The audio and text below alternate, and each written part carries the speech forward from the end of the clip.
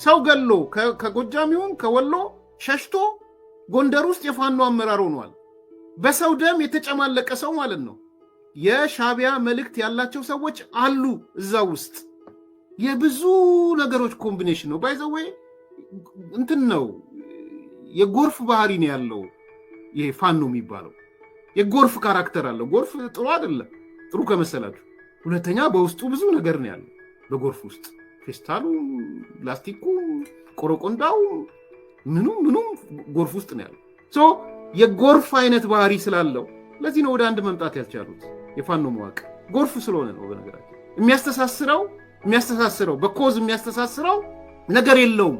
በኢንተረስት አያስተሳስረውም፣ በፍላጎት አያስተሳስረውም፣ በዓላማ አያስተሳስረውም። ሰው ገለ መተሸሽተ ከኃይለ ኢየሱስ እንደነገረን ከሸዋና ከጎጃም ገለ ጎንደር ተደብቀ ምንድን ነው የትኛው የአማራ ኮዝ ነው ለአንተ ኮዝ የሚሆነው? እድሜ ልክን ሽፍታ ሆነ ከጫካ ጫካ እየዞርክ የኖርክ ኢትዮጵያ ምን እንደሆነች የማታውቅ ሰው የትኛው የአማራ ኮዝ ነው የሚኖር?